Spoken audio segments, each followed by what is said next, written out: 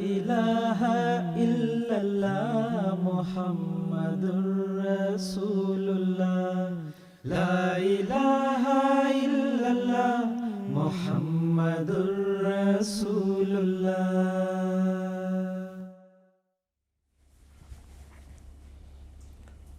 اعوذ باللہ من الشیطان الرجیم، بسم اللہ الرحمن الرحیم۔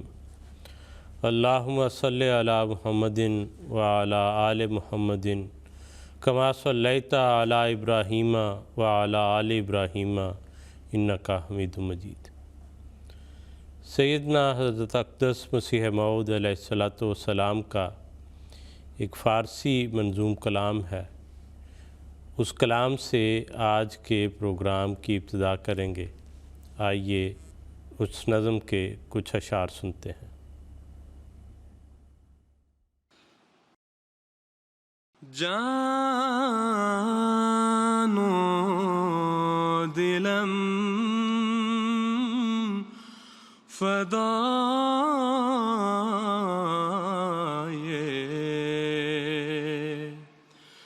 جمال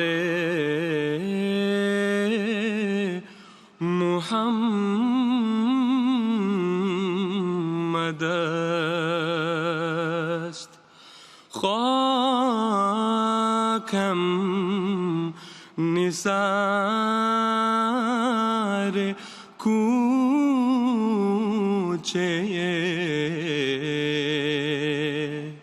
آل محمد است۔ دیدم بعین قلب و شنیدم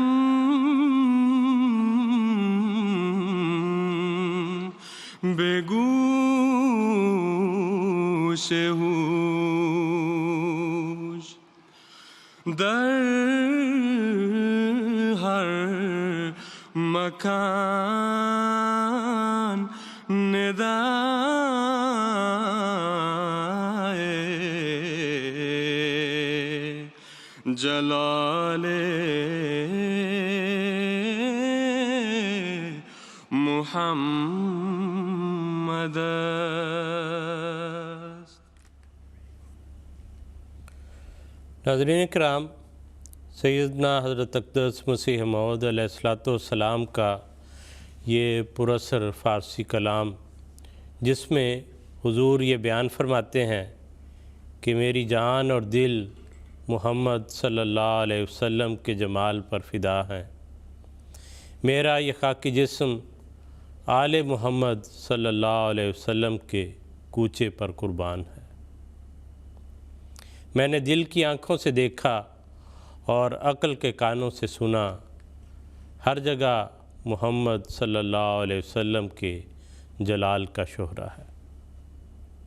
یہ بیان ہے سیدنا حضرت اقدس مسیح موعود علیہ السلام کا۔ لیکن دوسری طرف اسلامی تاریخ میں آل محمد صلی اللہ علیہ وسلم کے ساتھ ایک تکلیف دہ اور دل سوز واقعہ پیش آیا۔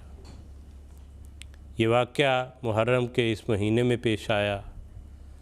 اس کے کیا حالات تھے، اس سے ہمیں کیا سبق ملتا ہے، اہل بیت اور اس میں شہادت پانے والے لوگوں کا کیا مقام اور مرتبہ ہے، جماعت احمدیہ ان کو کس طرح سے یاد کرتی ہے اور کس طرح اہل بیت سے محبت رکھتی ہے، ان حالات کو دیکھنے، ان باتوں کو سننے اور سمجھنے کے لیے یہ پروگرام ترتیب دیا گیا ہے۔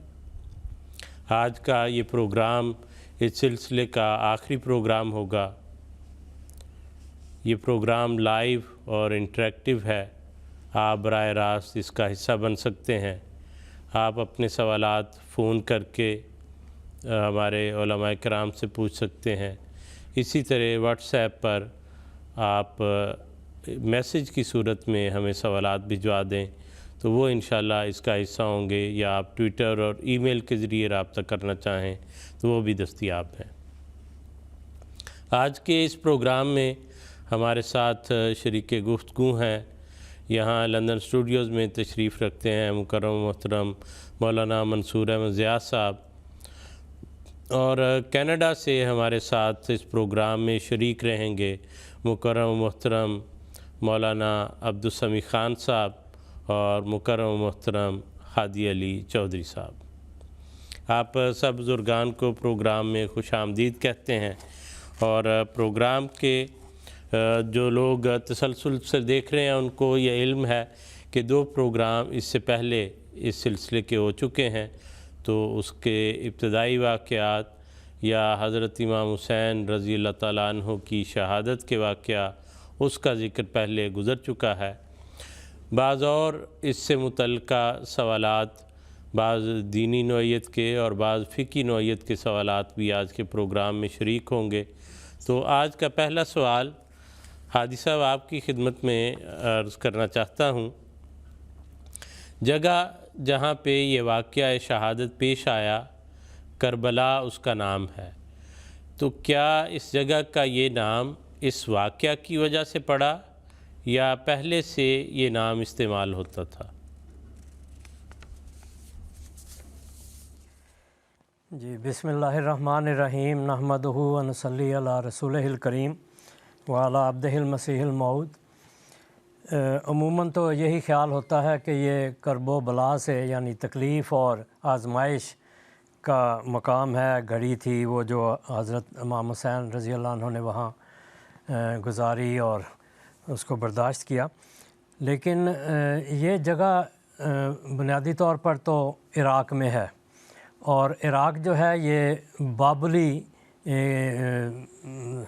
وہ کیا کہتے ہیں کلچر تھا، اور زبان بھی بابلی تھی، اور ارد گرد کے علاقوں کے لحاظ سے آرامی، عبرانی اور سریانی زبانیں بھی وہاں مختلف علاقوں میں بولی جاتی تھیں، اور سارے علاقے جو ہیں وہ آپس میں ملے جلے تھے زبانوں کے لحاظ سے۔ تو بنیادی طور پر یہ بابلی اور آرامی زبان کا لفظ سنا جاتا ہے، کہا جاتا ہے، اور تحقیقیں بھی یہی بتاتی ہیں۔ اور یہ کرب اور بلا، کرب اور الا، یہ 2 لفظ ہیں، بلا نہیں، کرب اور الا، یا قرب ہوگا، کاف دوسرا ہے کشش والا، 2 نقطوں والا کاف نہیں ہے۔ عربی میں قرب جو ہے قربت کے لحاظ سے، نزدیک ہونے کے لحاظ سے، وہ 2 نقطوں والے کاف سے لکھا جاتا ہے، لیکن یہ کشش والے ڈنڈے والے کاف سے ہے۔ تو آرامی زبان میں اسی طرح لکھا جاتا ہوگا۔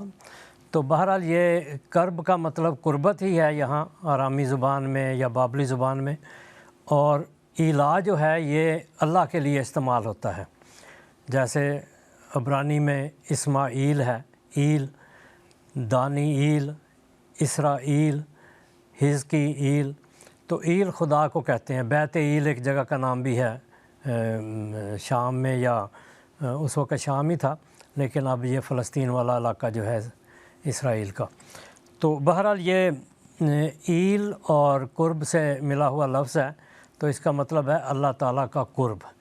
تو یہ اس کا بنیادی نام ہے جو پرانی تحقیقات کے لحاظ سے، لیکن حضرت امام حسین رضی اللہ عنہ کے واقعہ کے بعد اس کو ایک استعارے کے طور پر کرب اور بلا کے معنوں میں بھی استعمال کیا جاتا ہے۔ تو یہ بھی ایک حقیقت ہے، اس وجہ سے اس نام سے اگر کوئی اس کو تعبیر کرے تو وہ بھی غلط نہیں، مگر یہ جو پرانی زبان ہے اس لحاظ سے یہ بابلی اور آرامی زبان کے لحاظ سے یہ کرب اور الا کا جڑا ہوا لفظ ہے، تو اس لحاظ سے اس کے معنی اللہ کا قرب کے ہیں۔ اور بہرحال شہادت سے حضرت امام حسین رضی اللہ عنہ کو بھی اللہ کا قرب ملا، اور جتنے بھی وہاں شہید ہوئے سارے شہادت کے راستے سے اللہ تعالیٰ کے قریب ہوئے، تو یہ اس لحاظ سے بھی اس کی تعبیر کی جا سکتی ہے۔ تو یہ اس کی حقیقت ہے، خاص اس واقعے کی وجہ سے نہیں ہوا۔ ہاں ایک اور بات ضروری ہے کہ اس کا پہلا نام جو ہے وہ نینوا بھی ہے، اور نینوے بھی ہے، اور نینوی بھی کہا جاتا ہے۔ تو یہ پرانے جگہ کا نام تھا، لیکن معین جگہ جہاں یہ واقعہ ہوا اس کا نام کرب اور ایلا تھا۔ جزاکم اللہ۔ جزاک اللہ حاجی صاحب، بہت شکریہ۔ منصور صاحب، کربلا پہنچنے سے قبل جب یزید کی فوجوں نے حضرت امام حسین علیہ السلام کو روکا تو آپ نے کیا مطالبات ان کے سامنے رکھے؟ جی بسم اللہ الرحمن الرحیم. وسیم صاحب، یہ بہت اہم سوال ہے، اور اس سفر کا اگر کہیں تو ایک بنیادی تاریخی دستاویز ہے جو یہ بتاتی ہے کہ حضرت امام حسین رضی اللہ تعالیٰ عنہ صرف صلح چاہتے تھے. چنانچہ حر بن یزید تمیمی جب اس نے آپ کو روکا ایک موقع پر تو آپ نے فرمایا کہ میں واپس جانا چاہتا ہوں. وہ لیکن اس نے واپس نہیں جانے دیا. اس نے کہا کہ آپ واپس نہیں جا سکتے، اب یہ جگہ ہے وہ گھیر کے گویا کہ آپ کو کربلا تک لے کر آیا. اور وہاں پہ عمر بن سعد جو شخص تھا، اس نے حضرت امام حسین رضی اللہ تعالیٰ عنہ کو روکا، اور وہ 4000 افراد کے لشکر کے ساتھ آیا، اور وہاں پہ اس نے گویا کہ گھیرا تنگ کر دیا. پھر جب کربلا کے مقام پر پہنچ گئے تو حضرت امام حسین رضی اللہ تعالیٰ عنہ نے دونوں کے سامنے تجاویز رکھی. حضرت امام حسین رضی اللہ تعالیٰ عنہ نے فرمایا کہ دیکھیں، میں کسی صورت بھی جنگ نہیں چاہتا، میں کسی قسم کا فتنہ نہیں چاہتا، میں یہ چاہتا ہوں کہ صلح ہو اور کسی قسم کی کوئی فتنے والی بات نہ ہو. اور آپ نے فرمایا کہ میں 3 شرائط آپ کے سامنے پیش کرتا ہوں، 3 مطالبے رکھتا ہوں. آپ نے فرمایا نمبر 1 تو یہ ہے کہ مجھے واپس مکہ جانے دو. آپ مکہ سے چونکہ تشریف لا رہے تھے، آپ نے کہا مجھے واپس مکہ میں جانے دو تاکہ میں وہاں جا کے عبادت کروں. دوسرا مطالبہ یہ رکھا کہ اگر تمہیں یہ منظور نہیں ہے تو مجھے سرحد کی طرف جانے دو جہاں پہ کفار کے ساتھ لڑائی ہو رہی ہے. بجائے اس کے کہ مسلمان سے لڑیں، کفار سے لڑائی ہو رہی ہے، میں وہاں جا کے جام شہادت نوش کر لوں.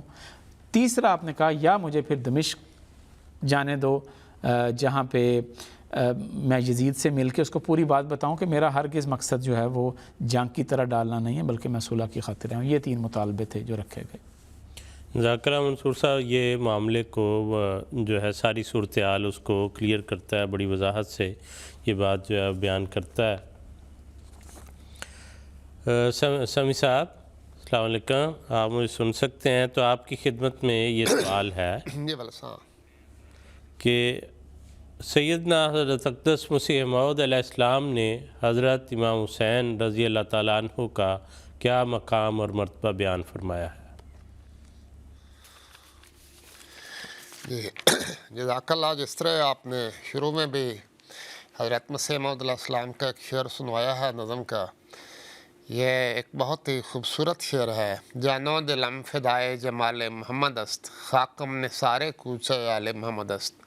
حضرت مسیح موعود علیہ السلام نے امام حسین سمیت سارے اہل بیت سے اپنی نہایت اعلیٰ درجہ کی محبت کا اظہار کیا. اس کے علاوہ دوسری جگہوں پر بھی آپ نے فرمایا ہے ہم ان کو راست باز اور متقی سمجھتے ہیں. پھر فرمایا اس میں کس ایماندار کو کلام ہے کہ حضرت امام حسن اور حسین خدا کے برگزیدہ اور صاحب کمال اور صاحب عفت اور عصمت اور ائمۃ الہدیٰ تھے، اور وہ بلا شبہ دونوں معنوں کی روح سے، یعنی ظاہری بھی اور روحانی بھی دونوں معنوں کی روح سے حضرت صلی اللہ علیہ وسلم کے آل تھے. پھر فرمایا ہم ان کو راست باز اور متقی سمجھتے ہیں. پھر فرمایا امام حسین سید المظلومین تھے. پھر حضرت مسیح موعود علیہ السلام نے ایک تو اہل بیت سے عمومی طور پر محبت کا اظہار کیا ہے، اور خاص طور پر ابھی جو ذکر کچھ شاید آگے بھی آئے گا، حضرت مسیح موعود علیہ السلام کے زمانے میں بعض لوگ ایسے پیدا ہو گئے تھے جو حضرت امام حسین کو نعوذ باللہ باغی کا خطاب دیتے تھے کہ امام حسین نے بغاوت کی تو حکومت کے خلاف اس نے قدم اٹھایا ان کے خلاف. حضرت مسیح موعود علیہ السلام نے اس کو رد کرتے ہوئے فرمایا کہ یزید پلید تھا، حسین رضی اللہ عنہ طاہر مطہر تھا، اور بلا شبہ وہ ان برگزیدوں میں سے ہے جن کو خدا تعالیٰ اپنے ہاتھ سے صاف کرتا اور اپنی محبت سے معمور کر دیتا ہے، اور بلا شبہ وہ سرداران بہشت میں سے ہے، اور ایک ذرہ کینہ رکھنا اس سے موجب سلب ایمان ہے، اور اس امام کی تقوی اور محبت الہی اور صبر اور استقامت اور زہد اور عبادت ہمارے لیے اسوہ حسنہ ہے. کیسے حضرت مسیح موعود علیہ السلام نے ان کے سارے کردار کا نقشہ کھینچ دیا ہے. فرمایا ہم اس معصوم کی ہدایت کی اقتداء کرنے والے ہیں جو اس کو ملی تھی. تباہ ہو گیا وہ دل جو اس کو دشمن ہے، اور کامیاب ہو گیا وہ دل جو عملی رنگ میں اس کی محبت ظاہر کرتا ہے. اس طرح طویل اقتباس ہے، میں سارا نہیں پڑھ رہا. یہ مجموعہ اشتہارات جلد سوم کا ہے، एक हिस्सा मैंने इसका पढ़ा है। और तीसरी तरह एक तो अहले बैत से मोहब्बत, हसन हुसैन का नाम लेकर उनसे इज़हार मोहब्बत, और तीसरी तरफ हज़रत मसीह मौऊद अलैहिस्सलाम ने हुसैन को और यजीद को एक इस्तिआरा करार दिया है और फरमाया आज हम इमाम हुसैन के सच्चे पैरोकार हैं। आपका एक शेर है फ़ारसी में, फ़तह इस्लाम में है, आपने फरमाया हर तरफ कुफरस्त जोशां हमचू अफ़वाज यजीद, देने हक बीमारों बेकस हमचू ज़ैनुल आबिदीन। फरमाया कि आज हर तरफ काफिरों की अफवाज उसी तरह इस्लाम के ख़िलाफ़ जमा है जिस तरह यजीद की अफवाज हुसैन के ख़िलाफ़ जमा हो गई थी, और इस्लाम आज उसी तरह बीमार और बेकस है जिस तरह हज़रत इमाम हुसैन का एक बेटा ज़ैनुल आबिदीन खैमे के अंदर लेटा हुआ था और कमज़ोर था। फरमाया आज वही हुसैनी हैसियत हमारी भी है, और आज दुश्मन सारे इस्लाम दुश्मन यजीद का किरदार अदा कर रहे हैं। तो इस तरह हज़रत मसीह मौऊद अलैहिस्सलाम ने अपना जो सच्चा अक़ीदा था और जो हज़रत इमाम हुसैन पर किए जाने वाले इतराज़ थे उनको भी दूर फरमाया और अपनी जमात को भी इसी आशिकाना राह पर चलने की तालीम दी। जज़ाकल्लाह समी साहब, बहुत शुक्रिया। ये लंबा बयान और लंबी तफसीलात और एक जगह ज़िक्र नहीं, मुतअद्दिद जगह हज़रत मसीह मौऊद अलैहिस्सलाम ने इसको बयान किया और आपकी जमात इसके मुताबिक ही अमल करती है। हुज़ूर अनवर अय्यदुल्लाह ताला बिनसर अज़ीज़ ने अपने खुतबा जुमा में भी अहले बैत और हज़रत इमाम हसन, हज़रत इमाम हुसैन रज़ी अल्लाह अन्हुमा का ज़िक्र किया, बल्कि इससे ज़्यादा जो है इनसे हज़रत अली रज़ी अल्लाह ताला अन्हु से उसका आगाज़ होता है। हुज़ूर अनवर के खुतबा जुमा से वो क्लिप सुनते हैं। हज़रत मसीह अलैहिस्सलाम ने अपनी किताब सिरुल खिलाफा में हज़रत अली और ख़ानदान के बारे में, ख़ानदान नबूवत के बारे में भी तारीफ़ फरमाया है। हज़रत अली के बारे में फरमाया कि आप लाचारों की गमखारियों की जानब तरग़ीब दिलाते और कनात करने वालों और ख़स्ता हालों को खाना खिलाने का हुक्म देते। आप अल्लाह के मुकर्रब बंदों में से थे, आप अल्लाह के मुकर्रब बंदों में से थे, और इसके साथ साथ आप फुरकान हमीद के जामे मार्फत नोश करने में साबिकीन में से थे। कुरान करीम के मार्फत भी आपको हासिल थी और बहुत बड़े हुए थे, और आपको कुरानी दक़ाइक़ के इदराक में एक अजीब फ़हम अता किया गया था। फरमाया कि मैंने आलम बेदारी में उन्हें देखा, यानी हज़रत अली से मुलाकात हुई आलम बेदारी में, कश्फी हालत में, ना कि नींद में। फिर इसी हालत में आपने यानी हज़रत अली ने खुदाए अल्लामुल ग़ुयूब की किताब की तफसीर मुझे अता की और फरमाया ये मेरी तफसीर है और ये अब आपको दी जाती है, बस आपको इस अता पर मुबारक हो। जिसमें मैंने अपना हाथ बढ़ाया और वो तफसीर ले ली, और मैंने साहिब कुदरत अता करने वाले अल्लाह का शुक्र अदा किया, और मैंने आपको यानी हज़रत अली को खल्क में मुतनासिब और खुल्क में पुख्ता और मुतवाज़े, मुनकसिरुल मिजाज, ताबा और मुनव्वर पाया।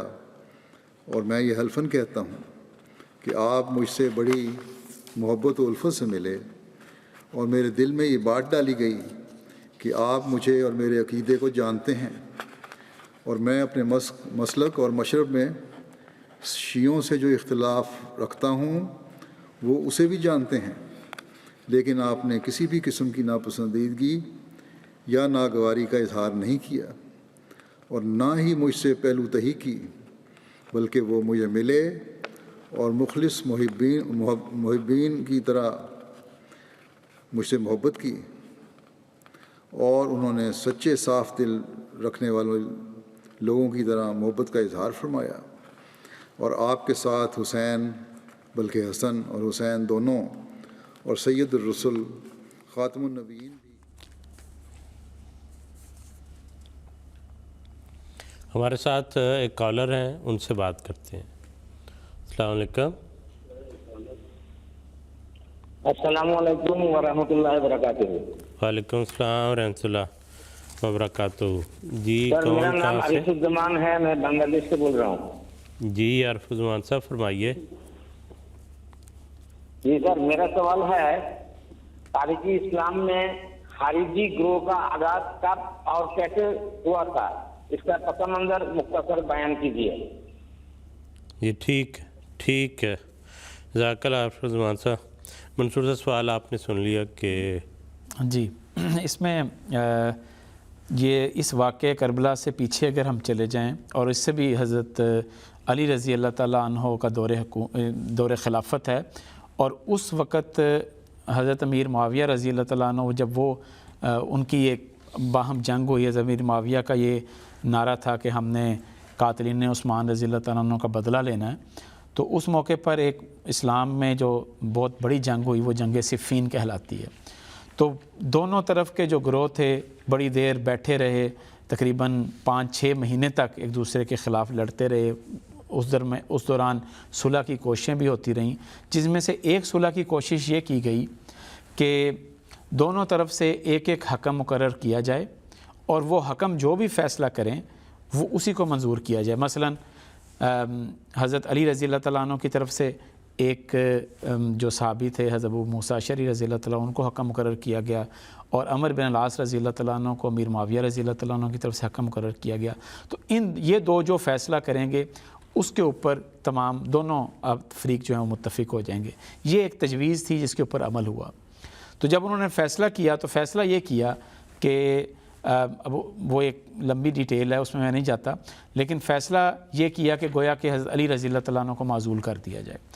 اس پر جو ایک گروہ تھا انہوں نے کہا کہ یہ جو حکم بنانا تھا حضرت علی کا فیصلہ یہ بھی غلط تھا رضی اللہ تعالیٰ عنہ کا, اور امیر معاویہ کا بھی یہ غلط فیصلہ تھا کہ جب قرآن موجود ہے تو پھر کیوں انسانوں کو حکم بنایا گیا. اس موقع پہ انہوں نے کہا نعرہ بلند کیا لا حکم الا للہ, کہ حکم صرف اور صرف خدا کی ذات ہے, حکم صرف خدا کا چلے گا. تو اس پر وہ حضرت علی رضی اللہ تعالیٰ عنہ کی بیعت سے نکل گئے. اس وجہ سے خارج کی جمع ہے خوارج, کہ وہ نکل گئے. ان کے نکلنے کی وجہ سے ایک نام وجہ یہ تھی کہ انہوں نکل گئے تھے, اس وجہ سے ان کو یہ خارجی کہا گیا یا خوارج کہا گیا. اور اس موقع پر حضرت علی رضی اللہ عنہ نے جب انہوں نے یہ نعرہ لگایا تو حضرت علی رضی اللہ عنہ نے فرمایا کہ کلمۃ حق ارید بہا الباطل, کہ بات تو سچی ہے کہ اللہ تعالیٰ کو ہی حکم بنایا جانا ہے, لیکن ان کا مقصد کچھ اور ہے, مقصد ان کا جنگ ہے. چنانچہ یہ جب نکلے ہیں تو اس کا خارجی کا ایک مطلب ہے خروج کرنے والے, گویا کہ بغاوت کرنے والے. تو اس وجہ سے بھی ان کا نام خارجی پڑ گیا کہ انہوں نے بغاوت کی. اور یہ بغاوت اس حد تک بڑی کہ حضرت علی رضی اللہ تعالیٰ عنہ کو ان کے خلاف ایک جنگ لڑنی پڑی جو جنگ نہروان کہلاتی ہے, اور اس میں ان کے بہت سے لوگ مارے بھی گئے. اور لیکن انہی میں سے پھر چند لوگ اٹھے جنہوں نے حضرت امیر معاویہ رضی اللہ تعالیٰ عنہ کو, حضرت علی رضی اللہ تعالیٰ عنہ کو, حضرت عمر بن العاص رضی اللہ تعالیٰ عنہ کو شہید کرنے کا منصوبہ بنایا. باقی دو کو تو یہ شہید نہ کر سکے, لیکن حضرت علی رضی اللہ تعالیٰ عنہ کو شہید کرنے میں گویا کہ ایک رنگ میں کامیابی ان کو مل گئی. تو یہ تھا وہ خوارج کا گروہ جنہوں نے بہت بڑا فتنہ پیدا کیا. جزاک اللہ منصور صاحب, یہ تاریخی پس منظر بیان کرنے کا. آگے چلتے ہیں سوالات کے سلسلے کو لے کر. ہادی علی صاحب یہ پلیز بیان فرمائیں کہ کیا میدان کربلا میں حضرت امام حسین رضی اللہ تعالیٰ عنہ کے خاندان کے سب افراد شہید ہو گئے تھے؟ بچ جانے والے خاندان کے افراد کے سلوک ساتھ کیا سلوک ہوا اور ان کا قیام کہاں پر رہا؟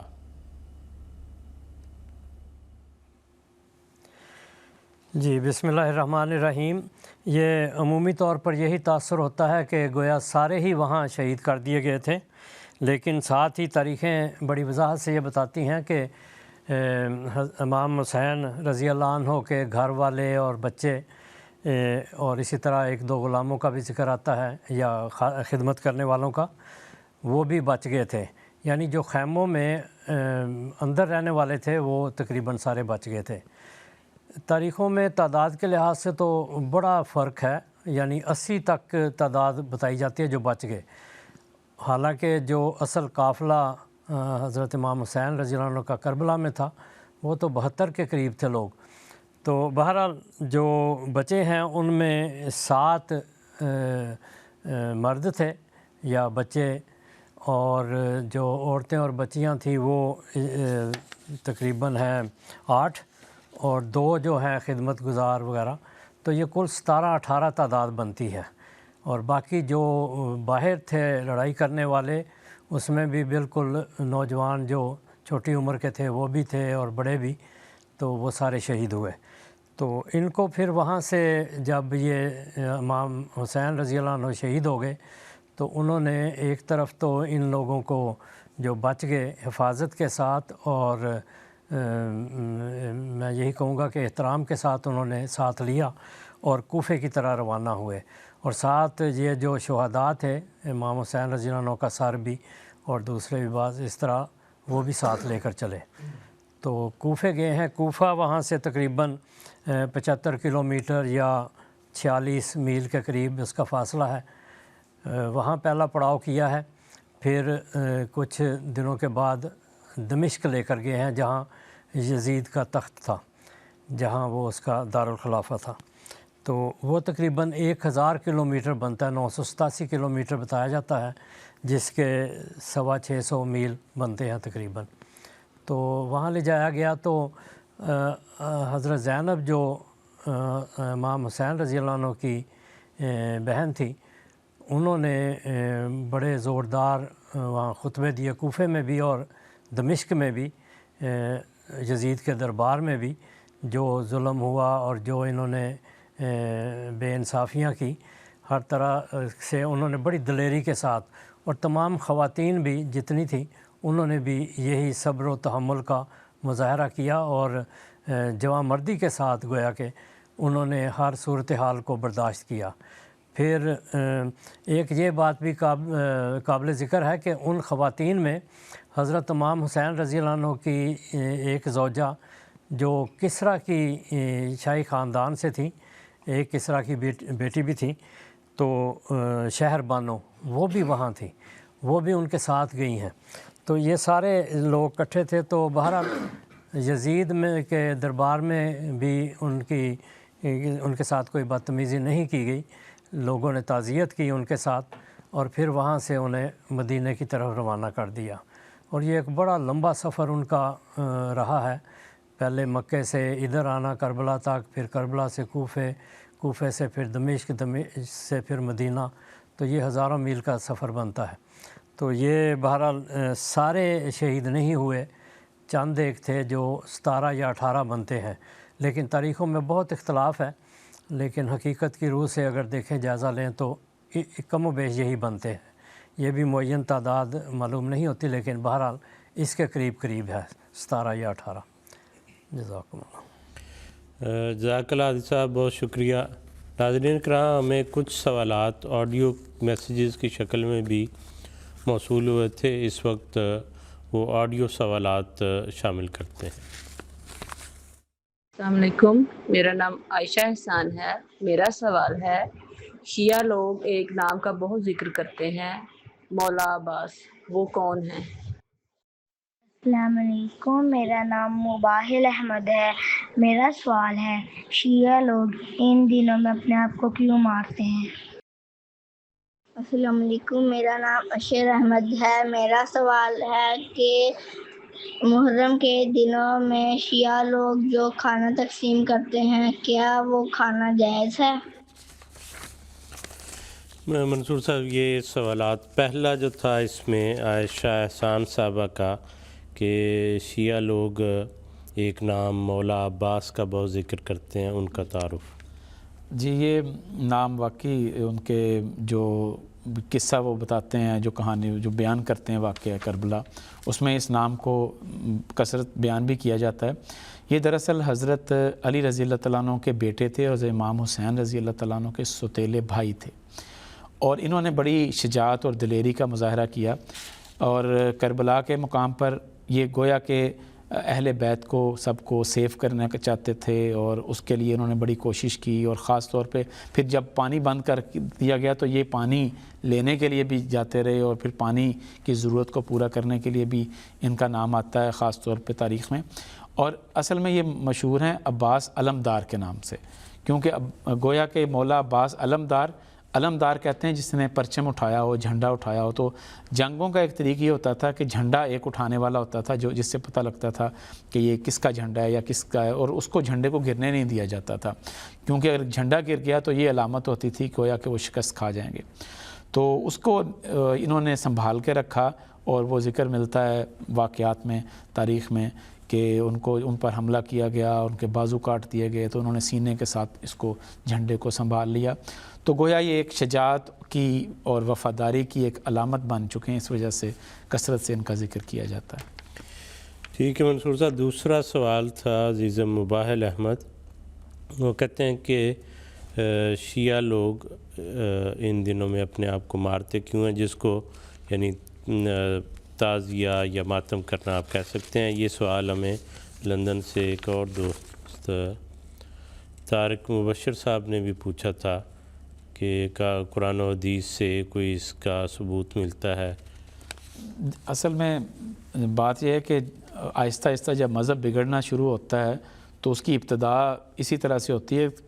حضرت صلی اللہ علیہ وسلم کے دور میں تو ہرگز اس قسم کا کوئی ہم نے ماتم نہ کوئی صحابہ کی زندگیوں میں ملتا ہے، نہ اسلم کی زندگی میں ملتا ہے۔ بہت سے لوگ جو ہیں بڑے عالی مرتبہ حضور صلی اللہ علیہ وسلم کو بڑے پیارے تھے، بڑے قربت رکھنے والے تھے، وہ لوگ شہید ہوئے یا فوت ہوئے۔ جی، اور ہرگز ان کے آپ بالکل درست بات ہے کہ مطلب ان کا ذکر ملتا ہی نہیں ہے کہ ان کی وفات کے اوپر کسی قسم کا کوئی نوحہ کیا گیا ہو یا اس طرح کے ماتم کیا گیا ہو۔ اب اصل میں یہ رسم اس رنگ میں بن چکی ہے کہ ایک سال کے بعد ہر سال وہ ماتم کرتے ہیں، ہر سال اس کا ذکر کرتے ہیں، اور پھر اپنے آپ کو تکلیف پہنچاتے ہیں، اور تکلیف بھی اس رنگ میں پہنچاتے ہیں کہ اپنے آپ کو مثلاً سینہ کو بھی یا سینہ زنی کرتے ہیں، بعض اوقات اپنی کمر کے اوپر چھریوں تک وہ مارتے ہیں اور خون بھی بہتا ہے، اور پھر یہاں تک کہ بعض میں نے وہ کلپ دیکھیں کہ جس میں وہ کوئلہ نیچے رکھ کے، جلتا ہوا کوئلہ نیچے رکھ کے تو اس کے اوپر سے ننگے پاؤں گزرتے ہیں، اور وہ یہ سمجھتے ہیں کہ اس طریقے سے ہماری نجات ہو جائے گی۔ تو نظریہ پیچھے یہ ہے کہ سارا سال بے شک نیکیاں وغیرہ نہ کریں، لیکن اگر سال میں 1-2 دن ہم اپنے آپ کو تکلیف دے لیتے ہیں اور اس طرح ماتم کر لیتے ہیں تو گویا یہ ہماری جو محبت ہے، یہ محبت ہمیں جنت میں داخل کر دے گی، یہ محبت ہمیں نجات دلا دے گی۔ اس میں کوئی شک نہیں کہ محبت اہل بیت سے ہم بھی رکھتے ہیں، اور جیسا کہ شروع میں آپ نے وہ حضرت مسیح علیہ السلام کا جو شعر تھا کہ جان و دلم فدائے جمال محمد است، خاکم نثار کوچا یا آل محمد است، تو جس میں کوئی شک نہیں ہماری محبت بھی بہت، ہمیں بھی بہت تکلیف ہے، لیکن حضرت مسیح علیہ السلام نے ایک جگہ یہ فرمایا کہ حضرت امام حسین رضی اللہ تعالیٰ عنہ کا نمونہ اختیار کیا جائے۔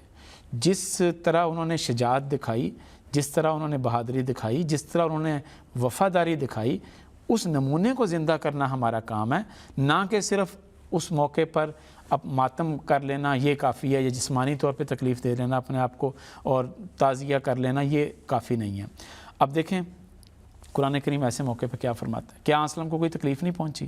اسلم کے ہاتھوں میں آپ کے جو بیٹے تھے حضرت ابراہیم علیہ السلام، ان کی وفات ہوتی ہے تو اسلم کی آنکھوں سے آنسو جاری ہو جاتے ہیں، اور اسلم فرماتے ہیں العین و تدمع، کہ آنکھ آنسو بہاتی ہے اور دل جو ہے وہ غمگین ہے، لیکن ہم وہی کہیں گے جو ہمارے رب نے کہا ہے، اور وہ کیا ہے؟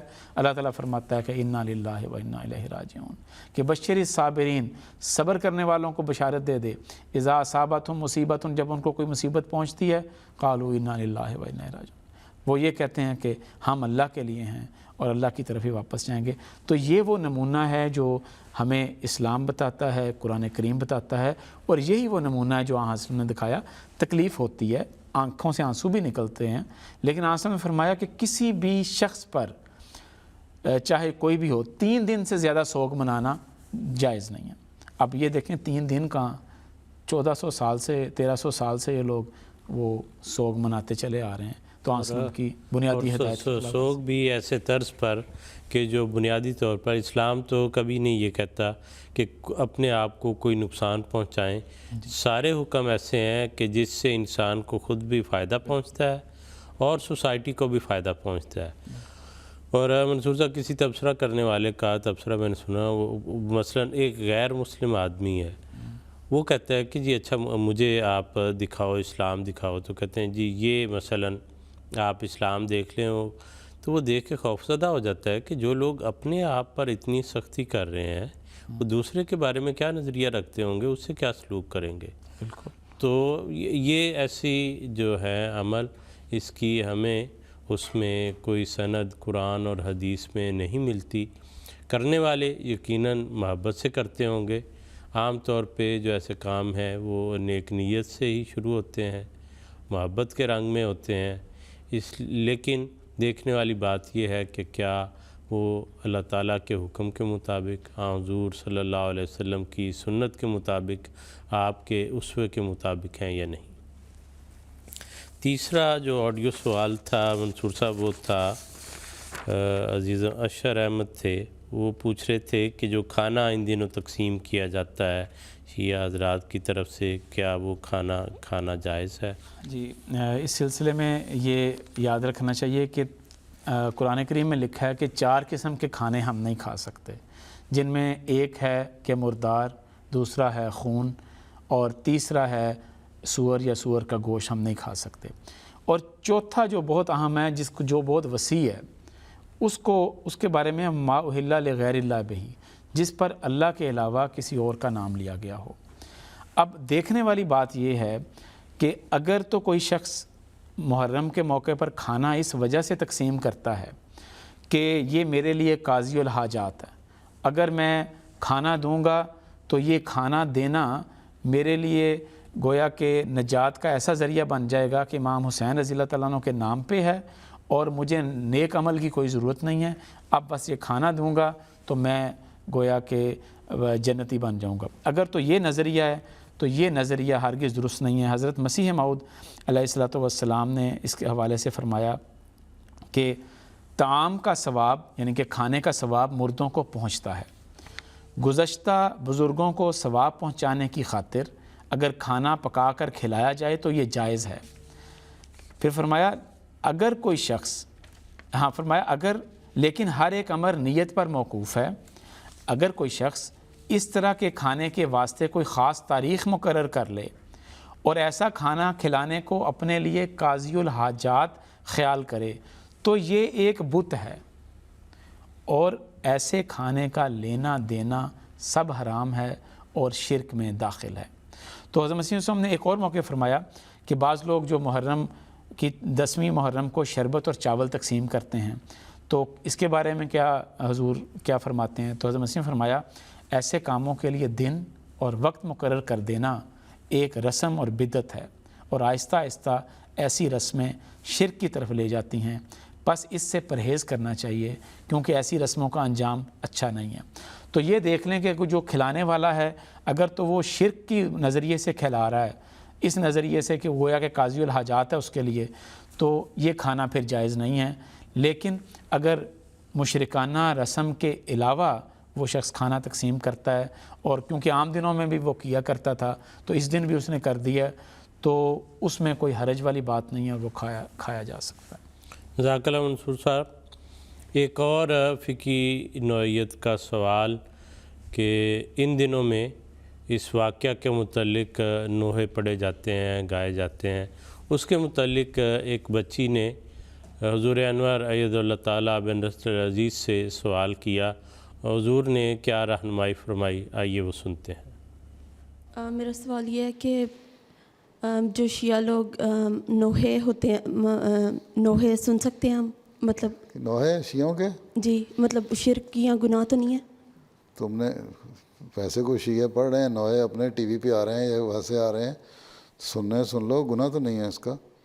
ہاں جی، سارے لیکن کہتے میں ہیں بیٹھ کے مجلس میں آ کر کے سمجھنا کہ یہ صحیح کہہ رہے ہیں، اس کی طرح حرکتیں کرنا وہ منع ہے، پیٹنا منع ہے۔ نہیں، پیٹتی نہیں میں، بس سنتی ہوں، لیکن زیادہ بھی نہ سنا کرو، کچھ اور بھی بڑی اچھی اچھی نظمیں ہیں وہ بھی سن سکتی ہو، سنتی ہوں، قصیدے بھی ہیں، نعتیں بھی ہیں، اور زیادہ ہی غمزدہ شعروں کو سننے کا شوق ہے ہاں جی، تو اور بھی ہیں وہ سن سکتی ہو ہیں۔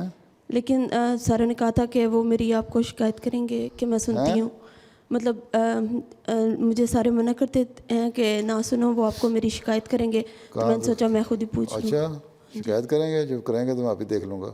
سن سکتی ہوں نا کوئی اتنا؟ ہاں تو اگر پیٹتی نہیں ہو سن لیتی ہے تو کوئی حرج نہیں ہے۔ پیٹتی نہیں ہوں۔ ہاں ہیں بڑے بڑے اچھے شعر ہیں ان کے۔ ہاں جی۔ بھیا کو نہ پائے گی تو گھبرائے گی زینب، یہ بھی ہے اس کا۔ ہاں جی بہت اچھا ہے نا؟ ہاں جی بڑے اچھے شعر ہیں، سننے میں کیا حرج ہے۔ ناظرین کرام، یہ وہ رہنمائی ہے اور یہ وہ متوازن رہنمائی ہے۔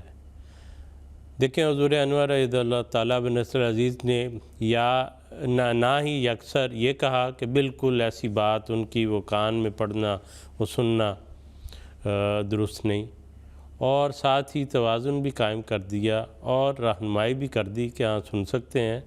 حضور نے خود بھی، اور یہ پڑھے جانے والے نوحوں میں سے بڑا مشہور ہے اور اسی عنوان سے ہے، گھبرائے گی زینب کے نام سے، اور بہت پرانا لکھا ہوا ہے، اور غالباً یہ کسی ہندو شاعر کا لکھا ہوا ہے، دلگیر جو ہے منشی چھنو لال دلگیر، اور کہتے ہیں کہ میر انیس سے پہلے انہوں نے بہت سے مرثیے لکھے ہوئے ہیں۔ تو شاعر جو ہیں وہ تو آپ کو پتہ ہے کہ وہ لکھ لیتے ہیں، لیکن حضور نے اس کی حقیقت بیان کر دی کہ ہاں سن سکتے ہیں ان حالات و واقعات کو، لیکن ساتھ ایک توازن اور اس کے متبادل کے اور بھی بہت اچھی اچھی نظمیں ہیں وہ بھی سن سکتے ہیں۔ تو مکمل رہنمائی حضور نے اس بارے میں فرمائی۔ آگے چلتے ہیں سمیع صاحب۔ سمیع صاحب، حضرت امام حسین رضی اللہ تعالیٰ عنہ کی شہادت کے متعلق بہت سی روایات ملتی ہیں۔ اب بعض روایات بہت افراط اور تفرید سے اس واقعہ کو بیان کرتی ہیں، تو کون سی روایات ہمارے لیے قابل قبول ہیں؟ یہ درست بات ہے۔ ابھی ذکر ہوا ہے جب یہ سلسلہ شروع ہوا ماتم کا، رونے پیٹنے کا، تعزیے بنانے کا، تو یہ جو واعظین تھے، ذاکرین تھے، انہوں نے اپنی کہانی میں جوش پیدا کرنے کے لیے، لوگوں کو رلانے کے لیے بہت سی باتوں کا اضافہ کیا، اور میں نے خود شیعہ ذاکروں سے سنا کہ بہت سی باتیں بے سند ہیں اور وہ اتنی غیر معمولی ہیں کہ اس کو قبول بھی نہیں کیا جا سکتا۔ اور سب سے بڑھ کر یہ کہ حضرت امام حسین کے گھر والوں نے بے صبری کا مظاہرہ کیا، نوحے کیے، بین کیے، اور اسی کو وہ بنیاد بناتے ہیں اپنے اس بین کی۔ اب یہ ساری باتیں خلاف قرآن ہیں، مومنوں کا یہ طریق نہیں ہے، تو ان میں سے ہم وہی باتیں قبول کریں گے جو مومنوں کی شان کے مطابق ہیں، جو حضرت امام حسین اور اہل بیت کی شان کے مطابق ہیں۔ جو دوسری باتیں من گھڑت ان کے متعلق بیان کی گئی ہیں بے شمار، ان میں سے بعض صرف عرض کر دیتا ہوں۔ مثلاً کہتے ہیں کہ کربلا میں حضرت امام حسین کی شہادت کے بعد آسمان خون کے آنسو رویا، سورج کئی دن تک سرخ رہا، جنات اور فرشتے اس جنگ میں شامل ہوئے۔ کربلا کے بعد، یعنی واقعہ کربلا کے بعد، ہر پتھر کے نیچے خون دکھائی دیتا تھا۔ حضرت امام حسین کی شہادت پر تمام مخلوق روتی رہی، جن، پرندے، زمین، آسمان، سب روتے رہے۔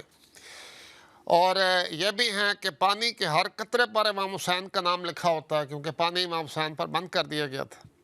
اور اسی طرح بے شمار روایتیں، مثلاً یہ بھی کہ حسین کی وجہ سے کائنات بنی، اور یہ روایت بھی شیعہ لٹریچر میں موجود ہے کہ اگر حسین نہ ہوتے تو کائنات پیدا نہ ہوتی۔ اب یہ ساری وہ باتیں ہیں جو من گھڑت ہیں، جن کی کوئی دلیل نہیں، جن کا کوئی ثبوت نہیں، جو اللہ کی سنت سے بھی بعید ہے، اور کوئی مستند تاریخی روایات بھی نہیں۔ اگر کوئی مستند تاریخی روایات ہوں جن کے دیکھنے والے، جن کے جاننے والے سینکڑوں کی تعداد میں ہوں، تو پھر کسی کو قبول بھی کیا جا سکتا ہے، لیکن بہرحال امام حسین کے اہل خانہ اور اہل بیت کی بے صبری کی باتیں تو بہرحال ہم قبول نہیں کر سکتے۔ اور یہ بھی کہ کائنات حسین کی وجہ سے بنی اور آسمان سرخ ہو گیا اور خون کے آنسو رویا، بھئی حضرت عثمان کی شہادت پر تو نہیں ہوا، حضرت علی کی شہادت پر بھی نہیں ہوا، رسول کریم صلی اللہ علیہ وسلم کی وفات پر بھی نہیں ہوا، تو امام حسین بہرحال ان سے بڑھ کے تو نہیں تھے نا۔ بہرحال بہت بڑے بزرگ تھے، لیکن بہرحال یہ واقعات نہیں ہوئے۔ نبیوں کو بھی شہید کیا گیا، ان پر بھی نہیں ہوا۔ تو یہ کہانیاں من گھڑت ہیں، ان کو درست ہم تسلیم نہیں کر سکتے۔ وہ باتیں جو قرآن اور صحیح حدیث کی روشنی میں، حدیث تو اس وقت تھے بھی نہیں، اگر مستند روایات کو ثابت ہوں تو ان کو قبول کیا جا سکتا ہے، ورنہ بہت سی باتیں اس میں من گڑت ہیں۔ جزاک اللہ۔ جزاک اللہ سمیع صاحب، بڑی مہربانی۔ منصور صاحب، بعض لوگ یہ کہتے ہیں کہ نعوذ باللہ حضرت امام حسین اپنے لیے اقتدار چاہتے تھے اور آپ نے یزید کے خلاف بغاوت کی، اور اگر کوئی حکومت کے خلاف بغاوت کرے گا تو اس کی سزا تو یہی بنتی ہے۔ جی درست بات ہے، یہ ایک ایسا اعتراض ہے جو حضرت امام حسین رضی اللہ تعالیٰ عنہ کے خلاف بعض نادان اور جاہل لوگ کرتے ہیں، اور میں وسیم صاحب اس میں نے دیکھا بعض لوگوں نے کتابیں اس موضوع پہ لکھی ہوئی ہیں، اور اس کتابوں میں وہ یہ ثابت کرتے ہیں کہ نعوذ باللہ من ذالک حضرت حسین رضی اللہ تعالیٰ عنہ نے خروج کیا، اور وہ آپ چاہتے تھے، اقتدار چاہتے تھے، اور اس لیے آپ نے بغاوت کی، اور ان کو اگر کوئی نعوذ باللہ من ذالک سزا ملی تو وہ درست ملی ہے۔ یہ اس طرح کی کتابیں بکثرت آپ دیکھیں تو موجود ہیں۔ اس لحاظ سے یہ یاد رکھنا چاہیے کہ کیا بغاوت کرنے والا شخص ایسا ہوا کرتا ہے کہ اپنے ساتھ بچوں کو لے کے جائے، اپنے ساتھ عورتوں کو لے کے جائے، جبکہ اس کی ایک آواز پر ساری جو مکہ مدینہ آس پاس کے جتنے مسلمان ہیں ان کی ایک آواز پر اکٹھے ہونے کو تیار ہیں؟ اگر انہوں نے خروج کرنا ہوتا، اگر انہوں نے بغاوت کرنی ہوتی تو وہ اپنے ساتھ عورتوں اور بچوں کو لے کے جاتے، خاندان کے افراد کو لے کے جاتے۔ اگر انہوں نے بغاوت کرنی ہوتی تو اپنے ساتھ وہ اسلحہ لے کے جاتے، اپنے ساتھ ہتھیار لے کے جاتے۔ کیا انہوں نے کیا لے کے گئے؟ کچھ بھی نہیں لے کے گئے۔ کیا بغاوت کرنے والا شخص ایسا ہوا کرتا ہے؟ کیا فتنہ فساد پھیلانے والا نعوذ باللہ من ذالک شخص ایسا ہوا کرتا ہے کہ وہ اپنے ساتھ صرف عورتوں اور بچوں کو لے کے جائے؟ پھر شروع میں پروگرام کے شروع میں ایک بات عرض کی تھی کہ جس میں پتہ آپ نے وہ جو سوال میں ذکر کیا تھا کہ وہ کون سے 3 مطالبات تھے۔ ان 3 مطالبات سے پتہ لگتا ہے کہ بغاوت کرنے والا شخص ہرگز یہ مطالبات نہیں پیش کرے گا۔ آپ کہتے تھے میں تو امن چاہتا ہوں، مجھے مکہ میں واپس جانے دیا جائے تاکہ میں اپنے دن جو ہے عبادت میں گزاروں، یا مجھے کسی سرحدی علاقے میں بھیج دیا جائے، یا مجھے یزید سے ملنے دیا جائے۔ تو کیا بغاوت کرنے والا شخص یہ اس طرح کے مطالبات پیش کرتا ہے؟ پھر آپ نے ہر طرح سے کوشش کی کہ کسی طرح مسلمان جو ہیں وہ خون ریزی سے بچ جائیں، صلح کے لیے کوشش کی۔ آپ کے ساتھ راستے میں جب آپ جیسے ایک لمبا پہلے قسطوں میں ہم بیان کر چکے ہیں پہلے کے پروگرام میں کہ آپ نے مکہ سے کوفہ تک کا جب سفر کیا تو راستے میں آپ کو بڑی کثرت سے لوگ ملے، اور وہ لوگ کہنے لگے تھے ہم آپ کے ساتھ ہیں، ہم آپ کو جہاں پہ کہیں گے ہم آپ کو پوری سپورٹ کریں گے۔ امام حسین رضی اللہ عنہ نے فرمایا نہیں، تم لوگ واپس چلے جاؤ۔ تو کیا بغاوت کرنے والا نہیں بنایا، ان کو ساتھ شامل نہیں کیا، بالکل کہ آپ بھی آ جاؤ، جتھا بڑھتا جائے ہم ان سے لڑائی کریں۔ بالکل۔ تو کیا بغاوت کرنے والا شخص نعوذ باللہ ایسے ہوا کرتا ہے؟ تو یہ انتہائی فضول الزام ہے جو لگایا جاتا ہے۔ ہمارا جماعت احمدیہ کا موقف ہرگز ایسا نہیں ہے۔ اور دراصل تو حضرت امام حسین رضی اللہ تعالیٰ عنہ پہ یزید اپنے لوگوں کے ذریعے یہ دباؤ ڈال رہا تھا کہ آپ میری بیعت کر لیں اور مجھے خلیفہ کے طور پر تسلیم کر لیں، اور حضرت امام حسین رضی اللہ تعالیٰ عنہ کو بجا طور پر اس بات سے جو ہے وہ انکار تھا کہ ایسے آدمی کے متعلق کہ جس کے متعلق سب کو علم ہے اس کی حالت کا، اور ہم صلی اللہ علیہ وسلم نے لکھا کہ فاسق اور فاجر تھا، اس کی بیعت کر کے گویا یہ ثبوت یا یہ پیغام جا رہا ہوگا کہ خاندان نبوت کے افراد جو ہیں انہوں نے بیعت کر لی ہے۔ تو عام لوگوں کے لیے تو اب یہ بالکل درست ہو گیا کہ وہ اس کو اسی طرح خلیفہ مان لیں، امت کا رہنما مان لیں، اور اس کی اطاعت میں مکمل طور پہ آ جائیں۔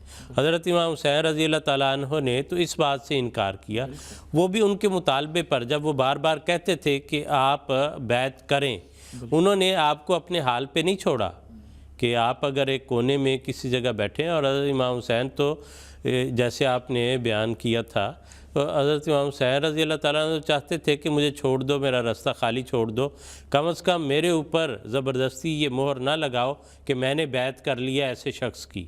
یہ حق کے اور حق کی مطابقت کے خلاف ہے، اس لیے میں یہ نہیں کر سکتا۔ بالکل اس وجہ سے آپ نے خروج کیا، آپ وہاں سے نکلے اور آپ تو الگ ہونا چاہتے تھے۔ درست بات ہے، بالکل۔ اور وسیم صاحب اسی ایک تو جیسے آپ نے بڑی خوبصورت وجہ بیان کی کہ اس ایسے شخص کی بیعت کیسے کی جائے، حضرت مسلم اور رضی اللہ تعالیٰ نے اس حوالے سے یہ بھی وجہ بیان فرمائی، انہوں نے فرمایا کہ آپ کا ایک اصولی موقف تھا کہ کوئی باپ اپنی زندگی میں اپنے بیٹے کو خلیفہ یا بادشاہ مقرر نہیں کر سکتا۔ آپ نے کہا اصولی طور پہ یہ اسلام کے ہی خلاف ہے۔ میرا موقف یہ ہے کہ اپنا کوئی باپ بیٹے کو کے حق میں یہ وصیت کر کے نہیں جا سکتا، گویا کہ آپ نے وراثتی جو انتقال تھا حکومت کا اس کے خلاف کھڑے ہو گئے، اور یہی قرآن کریم کا اصول ہے۔ اور یہی حق بات ہے، یہ طریق اسلام میں رائج ہی نہیں، اور وہ منوانا چاہتے تھے کہ یہ ہو گیا ہے، اب آپ اس کو مان بھی لیں، آپ اس کے مطابق عمل بھی کریں۔ یہ جو سوال ابھی ہم نے شروع کیا تھا، جو لوگ اعتراض کرتے ہیں، اس کا بہت پیارا ایک جواب اور اس کی تفصیل حضرت مسیح موعود علیہ السلام کی بیان کردہ حضور انور اید اللہ تعالیٰ بن نصر عزیز نے اپنے خطبہ جمعہ میں بیان کی۔ آئیے وہ سنتے ہیں۔ ایک موقع پر آپ نے سختی سے جماعت کو بھی نصیحت فرمائی کہ جب آپ کو پتہ لگا ایک موقع پہ کہ کسی نے غلط الفاظ استعمال کیے ہیں حضرت امام حسین کے بارے میں، چنانچہ آپ نے فرمایا کہ واضح ہو کہ کسی شخص کے ایک کارڈ کے ذریعے سے، جو پوسٹل کارڈ ہوتا ہے، اس کے ذریعے سے مجھے اطلاع ملی ہے کہ بعض نادان آدمی جو اپنے تئیں میری جماعت کی طرف منسوب کرتے ہیں، حضرت امام حسین رضی اللہ تعالیٰ عنہ کی نسبت یہ کلمات منہ پر لاتے ہیں کہ نعوذ باللہ حسین بوجہ اس کے کہ اس نے خلیفہ وقت یعنی یزید سے بیعت نہیں کی، باغی تھا اور یزید حق پر تھا۔ آپ نے فرمایا لعنت اللہ علی الکاذبین، مجھے امید نہیں کہ میری جماعت کے کسی راست باز کے منہ سے ایسے خبیث الفاظ نکلے ہوں، مگر ساتھ اس کے مجھے یہ بھی دل میں خیال گزرتا ہے کہ چونکہ اکثر شیعہ نے اپنے ورد تبرے اور لعن طعن میں مجھے بھی شریک کر لیا ہے، اس لیے کچھ تعجب نہیں کہ کسی نادان بے تمیز نے سفیہانہ بات کے جواب میں سفیہانہ بات کہہ دی ہو، جیسا کہ بعض جاہل مسلمان کسی عیسائی کی بدزبانی کے مقابلے پر جو حضرت صلی اللہ علیہ وسلم کی شان میں کرتا ہے، حضرت عیسیٰ علیہ السلام کی نسبت کچھ سخت الفاظ کہہ دیتے ہیں۔ بہرحال میں اس اشتہار کے ذریعے سے اپنی جماعت کو اطلاع دیتا ہوں کہ ہم اعتقاد رکھتے ہیں کہ یزید ایک ناپاک تباہ دنیا کا کیڑا اور ظالم تھا، اور جن معنوں کی روح سے کسی کو مومن کہا جاتا ہے وہ اس میں موجود نہ تھے۔ یہ اس واقعہ کی حقیقت اور یہ اس کا متوازن بیان۔ اگلا سوال ہادی علی چودھری صاحب سے۔ ہادی صاحب پلیز اختصار کے ساتھ اگر آپ بیان کر دیں، حضرت امام حسین رضی اللہ تعالیٰ عنہ کی شہادت کے متعلق کیا کوئی پیشگوئی پہلے سے موجود تھی؟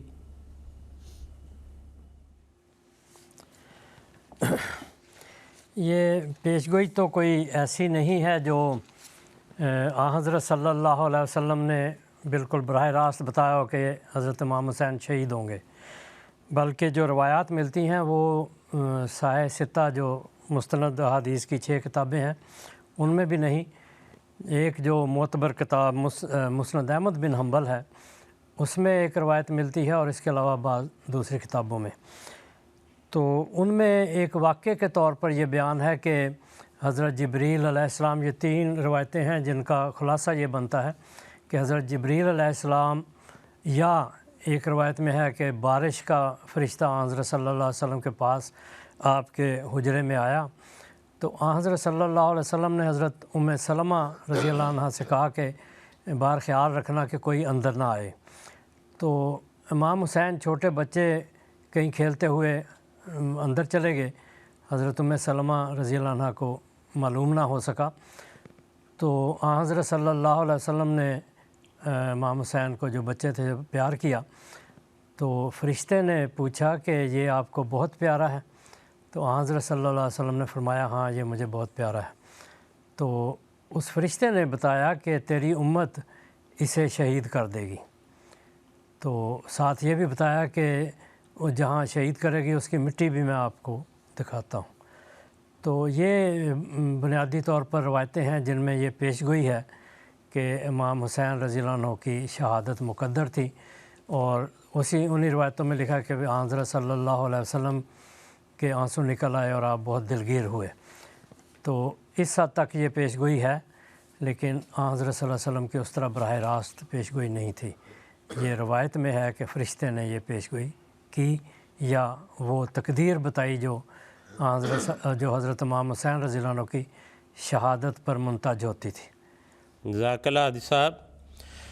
سمیع صاحب، اس واقعہ کے تعلق میں ایک شعر بڑے فخر سے پڑھا جاتا ہے کہ اسلام زندہ ہوتا ہے ہر کربلا کے بعد، تو واقعہ کربلا سے اسلام کو فائدہ ہوا یا نقصان ہوا؟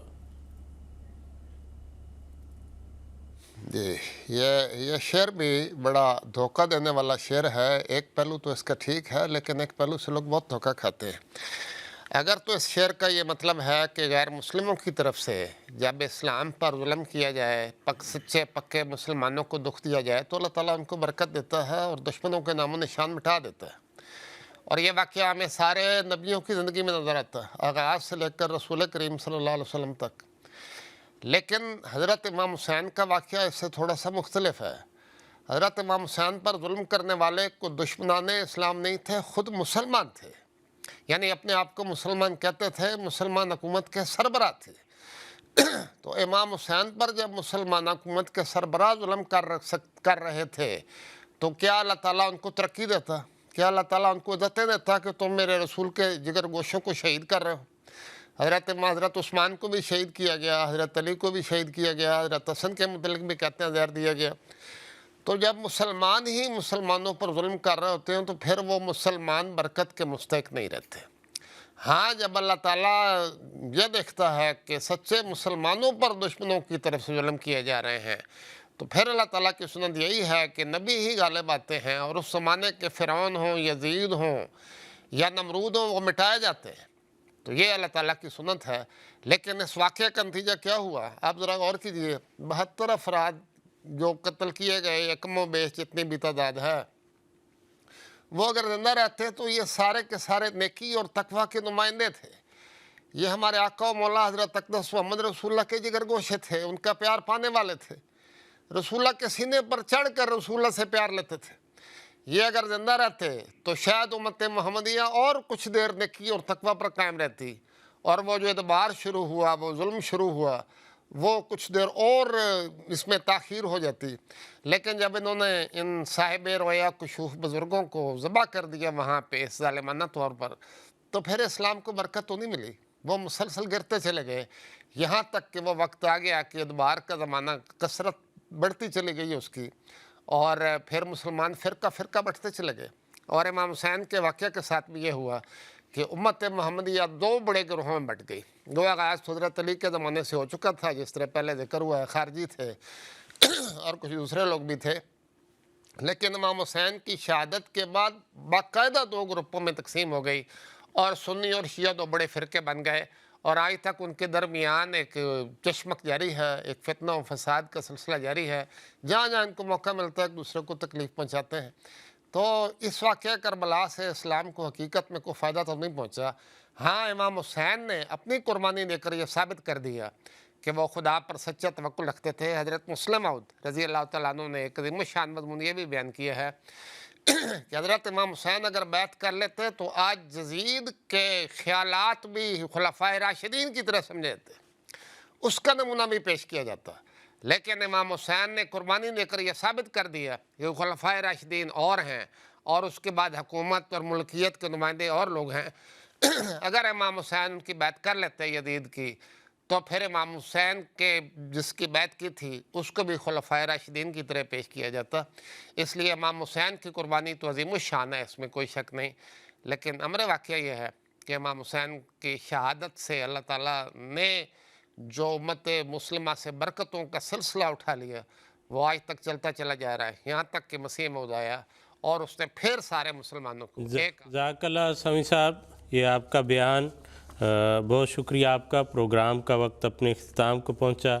حضور انور رضی اللہ تعالیٰ بن نصر عزیز نے حضرت امام حسین رضی اللہ تعالیٰ عنہ کے نمونے کے متعلق فرمایا کہ اس نمونے کو سامنے رکھیں جو حضرت امام حسین نے ہمیں دکھایا۔ مسلم اور رضی اللہ تعالیٰ عنہ نے اپنے ایک شعر میں فرمایا تھا کہ وہ تم کو حسین بناتے ہیں اور آپ یزیدی بنتے ہیں۔ یہ کیا ہی سستا سودا ہے، دشمن کو تیر چلانے دو۔ حضور نے فرمایا پس ہماری قربانیاں تو انشاءاللہ اس مرتبہ رائگاں نہیں جائیں گی۔ حضرت مسیح موعود علیہ السلام نے ایک جگہ فرمایا ہے کہ مجھے جو حسین سے نسبت تو ہے لیکن نتیجہ وہ نہیں نکلے گا۔ اب جو اس دفعہ نتیجے ہیں وہ اس کے الٹ ہیں، کیونکہ اللہ تعالیٰ نے یہی مقدر کیا ہے کہ کامیابی ملے۔ اس لیے اس دفعہ جو فتح ہے، ظاہری فتح بھی انشاءاللہ تعالیٰ وہ حسینی صفات رکھنے والوں کی ہوگی اور دشمن ناکام و نامراد ہوں گے۔ السلام علیکم ورحمۃ اللہ وبرکاتہ۔ لا الہ الا اللہ محمد رسول اللہ، لا الہ الا اللہ محمد رسول